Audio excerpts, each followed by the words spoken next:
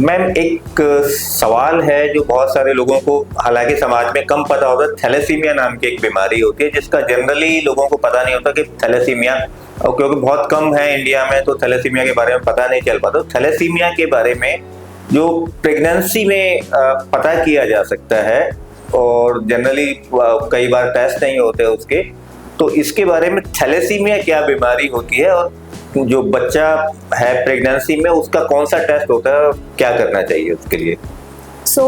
ये थैलेसीमिया एक इम्पॉर्टेंट बीमारी है जिसके लिए हमें ड्यूरिंग प्रेगनेंसी, इनफैक्ट जो हमारे पास प्री प्रेगनेंसी काउंसलिंग के लिए कपल आते हैं जो अभी प्रेगनेंसी प्लान कर रहे हैं, उनमें भी हम सबसे पहले जो लेडी है उनका हम ब्लड टेस्ट कराते हैं देखने के लिए कि उनके अंदर थैलेसीमिया का कोई ये थैलेसीमिया की बीमारी तो नहीं है। अब थैलेसीमिया के अंदर देयर आर 2 टाइप्स जो इम्पोर्टेंट जो है, बाकी और उसके सब टाइप्स भी हैं, लेकिन थैलेसीमिया माइनर और थैलेसीमिया मेजर। जो थैलेसीमिया मेजर है वो तो खैर बेसिकली वो वाले तो बचपन से ही बीमारी होती है और वो वाले बच्चे नॉर्मली हर 3 से 4 हफ्ते में उनको ब्लड ट्रांसफ्यूजन मिल रहा होता है। तो ऐसे वाले लोगों को तो उनके पेरेंट्स को और बच्चों को पता ही होता है कि उनको थैलेसीमिया की बीमारी है। लेकिन एक बहुत बड़ा ग्रुप ऑफ पीपल है जो थैलेसीमिया माइनर है, जिनको हम कहते हैं थैलेसीमिया कैरियर्स है। इनके अंदर हीमोग्लोबिन 11-12 तो नहीं होगा, 9, 9.5, 10 ग्राम के करीब होगा। तो अनीमिया तो इतना कॉमन है इंडिया में, तो ये नॉर्मली अनीमिया के अंडर ही माना जाता है। लेकिन अब परेशानी क्या है कि ये वाले लोग, जो ये वाली लेडीज हैं जिनमें थैलेसीमिया माइनर है, ये इनके अंदर ये जीन है जो कि ये आगे अपने बच्चे को ट्रांसमिट कर सकती हैं, जो थैलेसीमिया की जीन है। तो अब अगर ये पेशेंट को हम चेक कर रहे हैं और उनके अंदर थैलेसीमिया माइनर का लक्षण आ गया, रिपोर्ट के अंदर आ गया, ब्लड टेस्ट है, सिंपल ब्लड टेस्ट है, वो ब्लड टेस्ट के अंदर हम ये हीमोग्लोबिन जो टेस्ट होता है उसी का आगे थोड़ा और डिटेल करते हैं। हीमोग्लोबिन इलेक्ट्रोफोरेसिस किया जाता है या उसको HPLC, high performance liquid chromatography, HPLC है इसका फॉर थैलेसीमिया स्क्रीनिंग। तो ब्लड टेस्ट ही है, कुछ बहुत बड़ा काम नहीं है। ब्लड टेस्ट के अंदर अगर ये थैलेसीमिया माइनर आता है, लेटर से कि लेडी में आ गया, मतलब जो प्रेग्नेंट महिला है उनके अंदर थैलेसीमिया कैरियर आ गया। अब उनके अंदर कोई बीमारी नहीं है, थोड़ा बहुत हीमोग्लोबिन कम होगा, बट अदरवाइज वो मेरे और आपकी तरह या किसी की तरह भी नॉर्मल जिंदगी जी रहे और नॉर्मल जिंदगी ही जिएगी, उनके अंदर कोई प्रॉब्लम नहीं। लेकिन अब नेक्स्ट हम क्या करेंगे, उनके हस्बैंड का भी हम थैलेसीमिया टेस्ट करेंगे, सेम ब्लड टेस्ट करेंगे। जनरली प्रेगनेंसी में हस्बैंड के ब्लड टेस्ट कम ही होते हैं। तो अब क्योंकि यहाँ पे इनका अगर महिला का पॉजिटिव आ गया ऑफ थैलेसीमिया माइनर, जो थैलेसीमिया कैरियर स्टेटस है, तो हम हस्बैंड का भी चेक करेंगे कि हस्बैंड के अंदर कैरियर स्टेटस है या नहीं। तो अगर हस्बैंड के अंदर रिपोर्ट के अंदर टोटली नॉर्मल आता है, फिर अब आगे फिर बच्चे का क्या होने वाला है, बच्चा मैक्सिमम अपनी मदर की तरह कैरियर ही होगा, तो उसमें ज्यादा परेशानी की बात नहीं है। प्रॉब्लम कब है कि अगर हस्बैंड का हमने चेक करा और हस्बैंड का भी कैरियर स्टेटस आ गया, मतलब वो भी कैरियर है, मदर भी कैरियर है, तो पिता माता दोनों में से एक जीन जाने के चांसेस है। तो बच्चा जो होगा वो 25% चांसेस हैं कि वो बच्चा थैलेसीमिया मेजर बच्चा हो, विच मीन्स कि बच्चे को एक्चुअली थैलेसीमिया की बीमारी हो, फुल फ्लेजेड बीमारी हो, मेजर थैलेसीमिया की, जहाँ पे फिर वो बच्चा जब जाकर के अपनी उम्र का 7वां 8वें महीने में अनीमिया के साथ सफर करेगा, तब तक डायग्नोसिस पीडियाट्रिशियन कर लेते हैं। अब ऐसे वाले बच्चे के अंदर हीमोग्लोबिन सही नहीं बनेगी और पूरी जिंदगी नहीं बनेगी सही, क्योंकि ये जेनेटिक बीमारी है, जेनेटिक्स आ गया, फादर और मदर से उसको एक जीन मिल गया, अब उसकी हीमोग्लोबिन जो है पूरी जिंदगी सही नहीं बनेगी, जो थैलेसीमिया मेजर के साथ पैदा हुआ। और ये बच्चा हर 3 से 4 हफ्ते में इस बच्चे को ब्लड चढ़ाने की जरूरत पड़ेगी, और क्योंकि ब्लड चढ़ता है तो आयरन का ओवरलोड हो जाता है, तो 1 या 2 इंजेक्शन भी हर महीने लगते हैं, दवाइयाँ भी, टैबलेट्स भी दी जाती ताकि आयरन जो है वो अंदर लिवर में जाके ना जम जाए और वो क्लियर ऑफ हो जाए। तो आप समझिए कि ऐसे वाला बच्चा भी परेशान है और उसके माता पिता और घर वाले भी, उनको हर बार अपने बच्चे को हर महीने हॉस्पिटल ले जाना पड़ता है और बहुत सारा खर्चा भी आता है। तो हम क्या चाहते हैं, यहाँ थैलेसीमिक सोसाइटी है पूरे इंडिया में, और डॉक्टर्स, गायनोकोलॉजिस्ट, गवर्नमेंट क्या चाहती है कि ऐसे वाली प्रेगनेंसीज बहुत पहले पता चल जाए जब मदर के यूट्रस में, माँ के गर्भ के अंदर ही अगर हम ये चीज़ को डिटेक्ट कर पाएं तो ऐसा वाले बच्चे में हम अबॉर्शन ऑफर कर सकते हैं पेरेंट्स को। अगर हमें ये पक्का हो जाए कि जो अंदर बच्चा पल रहा है वो थैलेसीमिया मेजर के साथ में है, विच मीन्स तो अब हमने क्या कराया, मदर के अंदर चेक करा, मदर के अंदर थैलेसीमिया माइनर आ गया।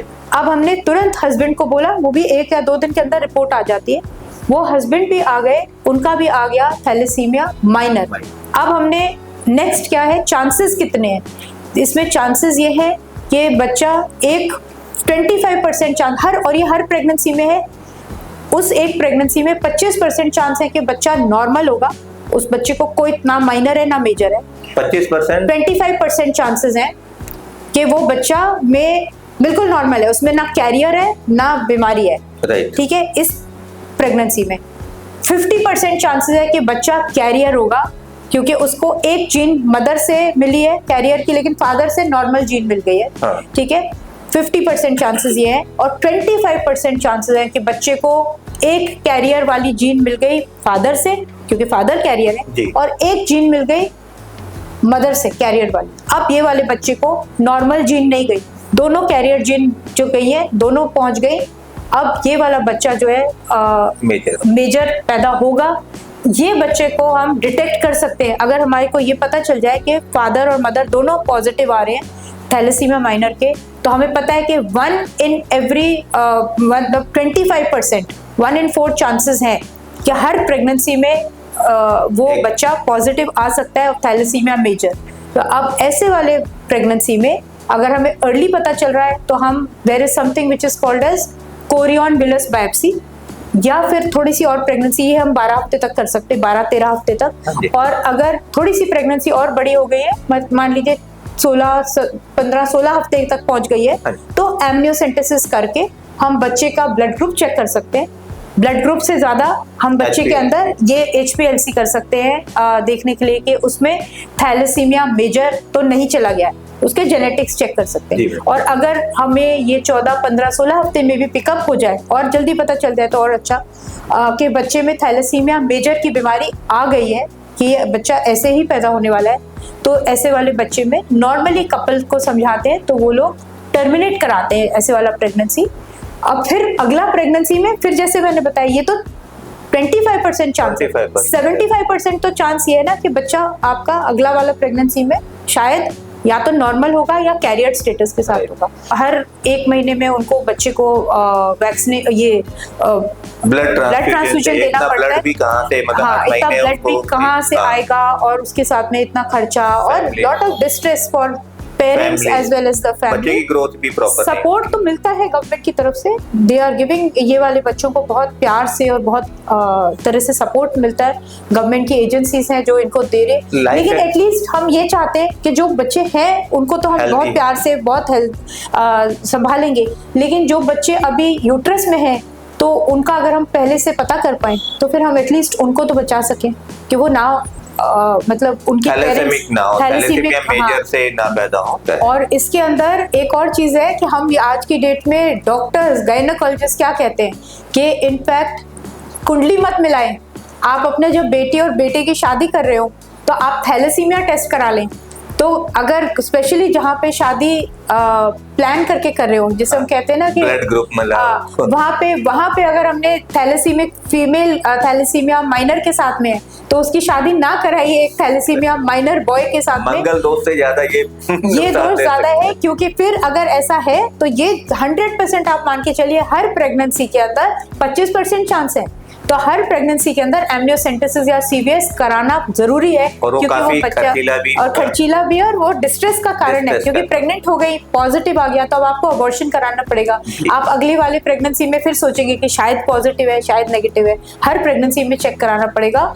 तो अगर प्री प्रेगनेंसी में पता चल जाए और अच्छी बात है, ठीक है। और अगर शादी से पहले पता चल जाए, और स्पेशली जहाँ अरेंज्ड मैरिज है तो वहाँ पे तो आप अरेंज मैरिज में तो ये वाली चीज आप बचा भी सकते हैं। मुझे तो ऐसा लगता है कि सभी को Yes, ये थैलेसीमिया का टेस्ट नॉर्मली करा लेना चाहिए। यस, इट इज इम्पोर्टेंट कि हम अपने मैरिज से पहले करा लेना चाहिए। बच्चों में करा के रखें। अगर हम करा रहे हैं तो पता चल जाएगा। तो ये चीज इम्पोर्टेंट है। कुछ नुकसान नहीं है कि अगर हम HPLC एक टेस्ट करा ले, जो बहुत महंगा भी नहीं होता, सिंपल ब्लड टेस्ट कराते हैं। तो अगर HPLC करा ले तो हमें उस समय पता चल जाएगा कि थैलेसीमिया माइनर के कुछ इंडिकेशन है या नहीं। करेक्ट। तो थैंक यू मैम, आपने बहुत अच्छे से थैलेसीमिया के बारे में बताया। शायद बहुत लोगों को पता भी नहीं होगा कि थैलेसीमिया नाम की कोई ऐसी गंभीर बीमारी होती है जिसमें अगर प्रेगनेंसी में पता चल जाए तो हम उसको प्रेगनेंसी को सही समय पे टर्मिनेट कर सकते हैं और उसकी लाइफ को और फैमिली का जो प्रॉब्लम आएगी फ्यूचर में उससे उनसे बचाया जा सकता है।